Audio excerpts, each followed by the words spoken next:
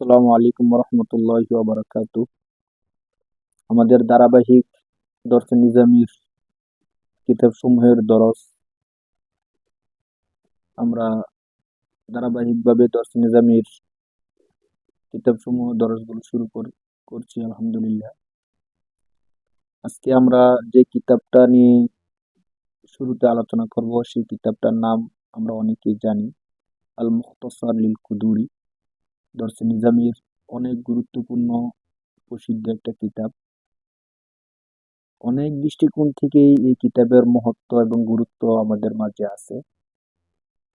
কওমি মাদ্রাসার এমন কোনো আলেম নেই যে আলেম এই কিতাবটা পড়ে না। সমস্ত আলেমরাই এই কিতাবটা পড়ায় এবং পড়তে হয়। গুরুত্বপূর্ণ একটা কিতাব। শুধু এতটুকুই না, হেদায়া গ্রন্থাকার যিনি হেদায়া লিখছেন, বিখ্যাত হেদায়া লেখক, তিনি হেদায়া কিতাব লেখার জন্য এই কুদুরি কিতাবকে মতন হিসেবে বাছাই করেছেন। অর্থাৎ হেদায়াটা হলো সরা আর কুদুরি কিতাবটা হলো মতন। তো আমরা যারা হেদায়া পড়ি তারা যেন কুদরিটাকে আবার রিপ্লাই করি, অন্য কোনো কিছু না। এই দৃষ্টিকোণ থেকে যদি কুদরি কিতাবটা আমরা ভালো করে পড়ি বুঝি, তাহলে আমাদের জন্য হেদায়া কিতাবটা অনেক বেশি সহজ হয়ে যায়। কারণ কুদরি কিতাবেরই ব্যাখ্যা গ্রন্থ হলো হেদায়া। কিন্তু দুর্ভাগ্য হলো আমরা যে কাজটা করি, যখন কুদরি পড়ি তখন কুদরি মনোযোগ দিয়ে পড়ি না, মনে করি সংক্ষিপ্ত কিতাব, সমস্যা নাই, হেদায়াতে গিয়ে আমরা পড়ে নিব।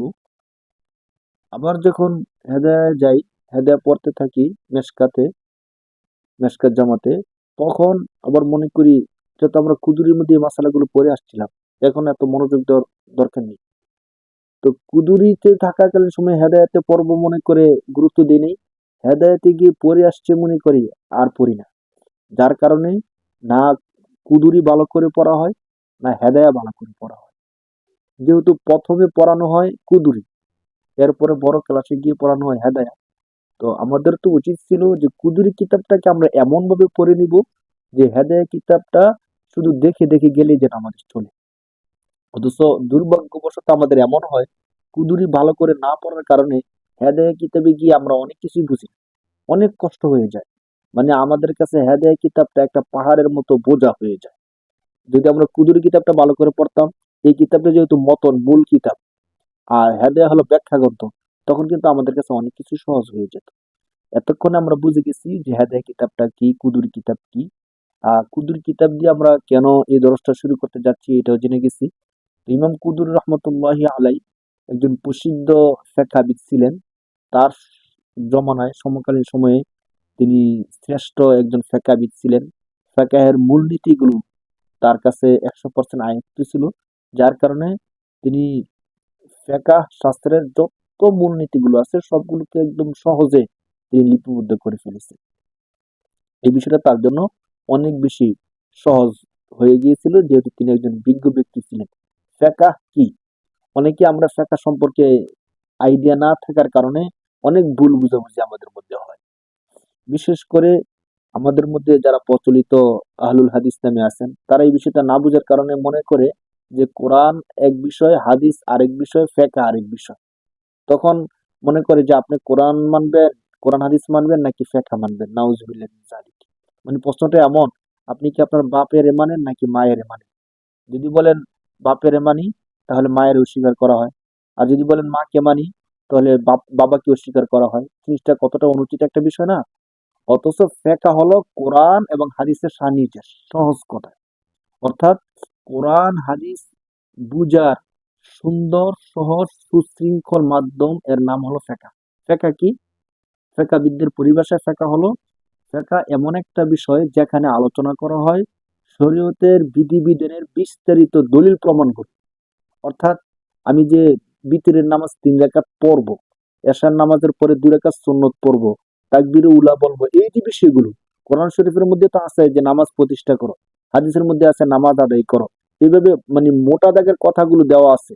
আর অনেক কথাগুলো আমাদের মাঝে দেওয়া নাই বা আমরা জানি না, বুঝি না কোত্থেকে দলিলটা আসছে, কোন আয়াত থেকে এই শব্দটা আসছে। এই বিষয়টা আমাদেরকে ফিকহ বুঝাই দিবে যে আমরা যে এই আমলটা করতেছি, এই আমলটা মূলত এই আয়াত থেকে আসছে। আমরা যে এই কাজটা করতেছি মূলত শরীয়তের এই দলিলের ভিত্তিতে করতেছি, এই বিষয়টার নামই ফিকহ। তো এই সহজ সাধারণ আইডিয়াটা না থাকার কারণে আমরা ফিকহকে কোরআন হাদিসের বিপরীতে দাঁড়া করাই দিই। কোরআন হাদিস বনাম ফিকহ, নাউজুবিল্লাহ মিন যালিক। তো ফিকহ এটা হলো একটা গুরুত্বপূর্ণ বিষয়, গুরুত্বপূর্ণ অধ্যায়, যে অধ্যায়টা জানলে বুঝলে শরীয়তকে মানা আমাদের জন্য অনেক বেশি সহজ হয়ে যায়। তো ফিকহ শাস্ত্রের মধ্যে সবচেয়ে প্রসিদ্ধ এবং গুরুত্বপূর্ণ কিতাব হলো কুতুবী। যদি আমাদের কেউ কুদুরি কিতাবটাকে আয়ত্ত করতে পারে তাহলে আশা করা যায় যে ফিকহ শাস্ত্রটা তার আয়ত্ত হয়ে গেছে। তো আমরা চেষ্টা করব সহজে সংক্ষিপ্তভাবে কুদুরি কিতাবের দর্শটাকে আপনাদের সামনে উপস্থাপন করার জন্য। যারা ফিকহ সম্পর্কে জানতে চান, বুঝতে চান, তারা অবশ্যই দেখবেন, আপনি যে কোনো শ্রেণীর হন। অথবা কুদুরি কিতাব যদি কেউ পড়াতে চান, পড়তে চান, শিখতে চান, জানতে চান, বুঝতে চান, তাহলে আমাদের দরজগুলো দেখলে আশা করি আপনার জন্য ইজি হয়ে যাবে। এছাড়াও যারা ফিকহ সম্পর্কে ভুল ধারণা আছে, যারা মনে করেন যে ফিকহ হলো কোরআন হাদিসের বাইরে ভিন্ন একটা জিনিস, তারাও দেখতে পারেন, বুঝবেন যে মূলত ফিকহ কি। তো আমি বিস্তারিত ব্যাখ্যার মধ্যে যাব না। যখন আমাদের দর্সে নেজামির দরজগুলো বছরের শুরুতে শুরু হয়, ওস্তাদরা অনেক লম্বা তাকরির করে থাকেন, অনেক লম্বা লম্বা তাকরির হয় শুরুতে। তো কুদুরি, ইমাম কুদুর রহমতুল্লাহি আলাই, তিনি সংক্ষিপ্তভাবে বলার চেষ্টা করছেন। কুদুর রহমতুল্লাহ আলাই সম্পর্কে একটু বলি, তাকে কুদুরি কেন বলা হয়। কুদুরি তাকে এই জন্য বলা হয় যে, বলা হয় কিদরুন, কুদুরুন, ডেগ, পাতিল। তিনি বংশ পরম্পরায় তার বংশের লোকেরা ডেক, পাতিল ইত্যাদির ব্যবসা বাণিজ্য করত। তো সেখান সেখান থেকেই এই তাকে নিসবত করা হয় ইমাম কুদুরি রহিমাহুল্লাহ নামে। মূলত তার নাম ছিল আবুল হাসান আহমদ ইবনে মোহাম্মদ ইবনে জাফর আল বাগদাদি। মূল নামটা হলো আহমদ ইবনে মোহাম্মদ। হ্যাঁ, বাগদাদি নামে তাকে মানুষ চিনি। বাকি প্রসিদ্ধ হলো কুদুরি রহমতুল্লাহ আলাই। তো যিনি লেখক, তার নাম, তিনি যেহেতু কুদুরি নামে প্রসিদ্ধ, এজন্য তার লেখা কিতাবটাকে মানুষ কুদুরি কিতাব নামেই বলে থাকে। হ্যাঁ, যার নাম মুখতাসার লিল কুদুরি, ইমাম কুদুর রহমতুল্লাহ আলাই লিখিত সংক্ষিপ্ত ফিকার উসুল সমূহ। তো এই সম্পর্কে আপনারা আরো বিস্তারিত দেখে নিবেন। আমি শুধু সংক্ষিপ্তভাবে বলার চেষ্টা করছি। আমরা কিতাব শুরু করে দিই। বিসমিল্লাহির রহমানির রহিম। মুসান্নিফ রহমতুল্লাহি আলাই, মুসান্নিফ আরবি শব্দ, এর অর্থ হলো লেখক। মুসান্নিফ রহমতুল্লাহি আলাই বিসমিল্লাহ এর মাধ্যমে শুরু করছেন বরকতের জন্য, কেন হাদিসের মধ্যে আসছে রাসূল সাল্লাল্লাহু আলাইহি ওয়াসাল্লাম বলছেন যে কুল্লু কালামিন লা ইউবদা ফিহি বিহামদিল্লাহ ফাহুয়া আজজাম। আবু দাউদ শরীফের বাবুল হুদাফিল কালামের মধ্যে আসছে যে কোনো ব্যক্তি যে কোনো কাজ করে যেন কাজের শুরুতে যেন আল্লাহর প্রশংসা দিয়ে শুরু করে, আল্লাহর নাম দিয়ে শুরু করে। যদি না করে তাহলে অপূর্ণাঙ্গ থেকে যায়। এই জন্য মুসান্নিফ রহমতুল্লাহ আলাই বিসমিল্লাহির রহমানির রহিম এর মাধ্যমে শুরু করছেন। এরপরে মুসান্নিফ রহমতুল্লাহ আলাই বলতেছেন আলহামদুলিল্লাহি রাব্বিল আলামিন। সমস্ত প্রশংসা হলো ওই মহান রবের, তিনি জগৎ সমূহের প্রতিপালক। ওয়াল আকিবাতু লিল মুত্তাকিন। আকিবাতুন অর্থ হলো পরিণতি, পরিণাম। এখানে যেহেতু ওয়াল আকিবাতু শুরুতে আলিফ লাম আসছে, তো নির্দিষ্ট মারেফা হয়ে গেছে। এখানে পরিণাম বলতে শুভ পরিণাম। ওয়াল আকিবাতু, শুভ পরিণাম, লিল মুত্তাকিন, মুত্তাকিদের জন্য। তো মুত্তাকি কারা আমরা জানি, কোরআন শরীফের মধ্যে আল্লাহ তাআলা মুত্তাকিনদের জন্য পাঁচটা গুণাবলী বলেছেন। যার মধ্যে পাঁচটা গুণ আছে তারা মুত্তাকি। পাঁচটা গুণ কি? এক নম্বরে যারা উদ্দেশ্যের উপর বিশ্বাস স্থাপন করে, দুই নম্বরে যারা নামাজ প্রতিষ্ঠা করে, তিন নম্বরে যারা আল্লাহর দেওয়া হালাল রিজিক থেকে ব্যয় করে, চার নম্বরে যারা সমস্ত কিতাবের উপর ঈমান বিশ্বাস স্থাপন করে, পাঁচ নম্বরে যারা আখিরাতের উপর বিশ্বাস স্থাপন করে, তারা হলো প্রকৃত মুত্তাকি।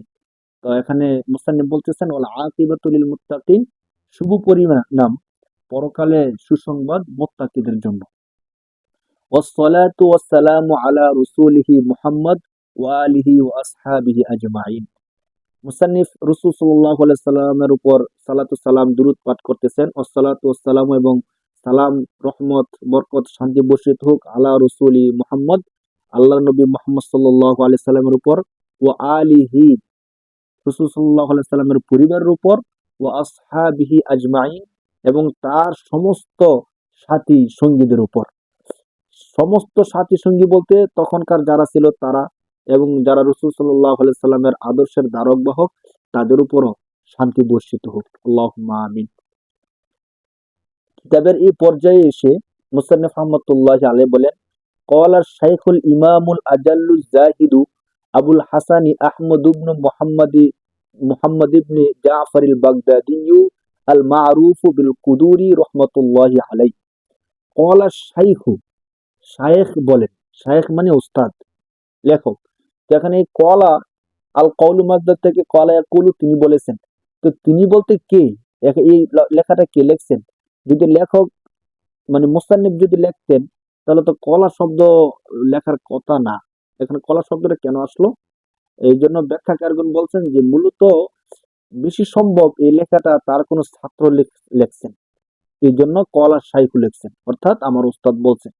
কেউ কেউ বলছেন যে না, লেখক নিজেই এখানে নিজের পরিচয় দেওয়ার জন্য কলা শাইখু লিখছেন। যাই হোক, লেখক মুসান্নিফ বলতেছেন কলা শাইখু, শায়েখ বলেন। শায়েখকে আল ইমাম আল আজাল্লু, যিনি মহান ইমাম, আজ জাহিদু, দুনিয়া বিমুখ, তিনি কে?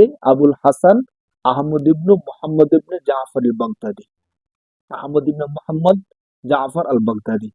আল মারুফ, যিনি সকলের নিকট পরিচিত, বিল কুদুরি, কুদুরি, ইমাম কুদুরি রাহিমাহুল্লাহ নামে যিনি পরিচিত, তিনি বলেন। তিনি কি বলেন? এখান থেকে মূল কিতাব এর আলোচনা শুরু হয়ে গেছে।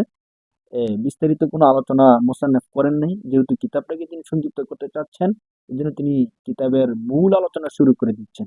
কিসের মাধ্যমে? কিতাবুত তাহারাত। আমরা জানি যে ফিকহের যত কিতাবগুলো আছে, প্রায় কিতাবের মধ্যে কিতাবুত তাহারাত, পবিত্রতার কিতাবের মানে অধ্যায়ের মাধ্যমে শুরু করা হয়। কিতাবুন মানে হলো অধ্যায়, আর তাহারাত এর অর্থ হলো পবিত্রতা, পবিত্রতার অধ্যায়। কিতাব এটা ফিআলুন এর ওজনে অধ্যায়, আর তাহারাত মানে পবিত্রতা, পবিত্রতার অধ্যায়। অর্থাৎ এই অধ্যায়ের মধ্যে পাক পরিচ্ছন্ন পবিত্রতার যে বিষয়গুলো কোরআন হাদিসের মাধ্যমে আমাদের নিকট পৌঁছেছে, ওইগুলো বিষয়ে আলোচনা করা হবে। এই জিনিসটা বোঝানোর জন্য কিতাবুত তাহারাত এর মাধ্যমে মুসান্নিফ রাহমাতুল্লাহি আলাইহি শুরু করতে যাচ্ছেন। আর এখানে মুসান্নিফ পবিত্রতা দিয়ে কেন শুরু করতেছেন? একদম সহজ কথা হলো, মূলত তো আমরা ইবাদত এর বিষয়গুলোকে এখানে উল্লেখ করা হবে। তো ইবাদতের মধ্যে সবচেয়ে গুরুত্বপূর্ণ হলো নামাজ। আর নামাজ এর জন্য শর্ত হলো, প্রথম শর্ত হলো পবিত্রতা অর্জন করা। যেহেতু নামাজের জন্য প্রথম শর্ত হলো পবিত্রতা অর্জন করা, এর জন্য মুস্তানিফ রহমতুল্লাহ আলাই প্রথমেই পবিত্রতা অর্জনের অধ্যায়টাকে এখানে নিয়ে এসেছেন। আমরা এতটুকু বুঝলাম। তো আরেকটা গুরুত্বপূর্ণ বিষয় আমরা একটু খেয়াল করি, আত-তাহারাতু যে শব্দটা, এই শব্দটার তিনটা এরাব হতে পারে: তহারতুন, তুহারতুন, তিহারতুন। জবর, জের, পেশ এর মাধ্যমে। যদি তহারত বিল ফাতহি, হ্যাঁ, আত্মা বিল ফাতা, তো এর মধ্যে যদি জবর দিয়ে বলি, তখন এর অর্থ হবে পবিত্রতা। আর যদি পেশ দিয়ে বলি, তুহার, জুম্মা দিয়ে পেশ দিয়ে বলি, তখন হবে পাক করার যেই যন্ত্রটা আছে, অর্থাৎ যে পাত্র আছে, পাত্র বোঝানোর উদ্দেশ্য হবে। লোটা, বদনা, আমাদের দেশীয় পরিভাষায় যা বলা হয় তুহারতুন, পাক করার যেই পাত্রটা আছে। আর যদি তিহারতুন, জের দিয়ে কাসরা দিয়ে বলি, তখন হবে পাক করার বস্তু, যে জিনিস দিয়ে মূলত আমরা পবিত্র হই, এর মানে হলো পানি। তাহলে যদি জবর দিয়ে বলি, পবিত্রতা অর্থ হবে। আর যদি পেশ দিয়ে বলি, তাহলে পাক করা যেই মানে পানি নেওয়ার যে পাত্র আছে, পাত্র বোঝানো হবে। আর যদি তিহারতুন জের দিয়ে বলি, তখন এর অর্থ দাঁড়াবে পানি, অর্থাৎ যা দিয়ে আমরা পবিত্রতা অর্জন করে থাকি। তো মুসান্নিফ রহমতুল্লাহি আলাই শুরুতে কিতাবুত তাহারা এর মাধ্যমে পবিত্রতার অধ্যায় শুরু করে দিচ্ছেন। প্রথম আলোচনা করতে গিয়ে বরকত স্বরূপ, পবিত্রতার প্রমাণ স্বরূপ, মুসান্নিফ রহমতুল্লাহি আলাই কোরআন শরীফের সূরাতুল মাইদা থেকে একটি আয়াত নিয়ে আসছেন। মুসান্নিফ রহমতুল্লাহি আলাই বলেন, ক্বালাল্লাহু তাআলা আল্লাহ তাআলা বলেন, ইয়া আইয়ুহাল্লাযীনা আমানু ইযা কুমতুম ইলাস সালাতি ফাগসিলু ওয়ুজুহাকুম ওয়া আইদিয়াকুম ইলাল মারাফিকি ওয়ামসাহু বিরুউসিকুম ওয়া আরজুলাকুম ইলাল কাবাইন। মুসান্নিফ রাহমাতুল্লাহি আলাইহি পবিত্রতার অধ্যায় শুরু করতে গিয়ে প্রথমে আয়াত নিয়ে আসছেন। আয়াতটা কেন নিয়ে আসছেন? কয়েকটা বিষয় বোঝানোর জন্য। প্রথমত কোরআন শরীফের আয়াতটা নিয়ে আসছেন বরকত স্বরূপ। আল্লাহ তাআলার একটা আয়াত দিয়ে তিনি শুরু করছেন। দ্বিতীয়ত, পবিত্রতা অর্জন করার জন্য কোন কোন অঙ্গগুলো আমাদেরকে ধৌত করতে হবে, কোন কোন কাজগুলো করতে হবে, যে কাজগুলো করতে হবে ওই কাজগুলোর প্রমাণ কোরআন শরীফের মধ্যে আছে কিনা ওই জিনিসটা বোঝানোর জন্য সরাসরি কোরআন শরীফের আয়াত নিয়ে আসছেন। দেখেন, পবিত্রতা অর্জন করার জন্য কি কি করতে হবে স্বয়ং কোরআনের মধ্যে আল্লাহ তাআলা বলতেছেন, ইয়া আইয়ুহাল্লাযীনা আমানু, হে ঈমানদারগণ, ইযা কুমতুম ইলাস সালাতি, তোমরা যখন নামাজের জন্য দাঁড়াও, নামাজের জন্য দাঁড়াও মানে ইযা আরাদতুম ইলাস সালাত, যখন তোমরা নামাজ পড়ার জন্য ইচ্ছা করো, ওয়ান্তুম মুহাদ্দিসুনা, এবং তোমরা নাপাক থাকো, তখন কি করবা? ফাগসিলু, তোমরা ধৌত করবে, বুজুহাকুম, অজহুন এক বচন সিঙ্গুলার, আর বুজুহুন বহু বচন প্লুরাল, এর অর্থ হলো চেহারা, তোমাদের চেহারা। ও আইদিয়াকুম, আইদুন অর্থ হলো হাত, ও আইদিয়াকুম তোমাদের হাত। তোমরা যখন নামাজ পড়ার জন্য ইচ্ছা করো এবং তোমরা নাপাক অবস্থায় থাকো, তখন তোমরা তোমাদের চেহারা ধৌত করবে এবং তোমাদের হাত ধৌত করবে। ইলাল মারাফিক, কনুই পর্যন্ত। হামসাউ বিরুউসিকুম ওয়া আরজুলাকুম ইলাল কাবাইন, তোমরা তোমাদের মাথা মাসে করবে, ওই ওয়া আরজুলাকুম ইলাল কাবাইন, এবং তোমরা পা ধৌত করবে কি পর্যন্ত? টাকনু পর্যন্ত। তো এই বিষয়টা কোরআন শরীফের এই আয়াতটা নিয়ে আসছেন মুসান্নিফ রাহমাতুল্লাহি আলাইহি এই জিনিসটা বোঝানোর জন্য যে পবিত্রতা অর্জন করার জন্য আমাদেরকে প্রথমে আহ, হাত ধুইতে হবে, মুখ ধুইতে হবে, মাথা মাসে করতে হবে এবং পা আমাদেরকে ধুইতে হবে। আবার যদি পায়ের মধ্যে মোজা পরিধান করা থাকে তাহলে পাও মাসা করা যায়। এই বিষয়গুলোর প্রমাণস্বরূপ মুসান্নিফ রাহমাতুল্লাহি আলাইহি এখানে আয়াতটা নিয়ে আসছেন।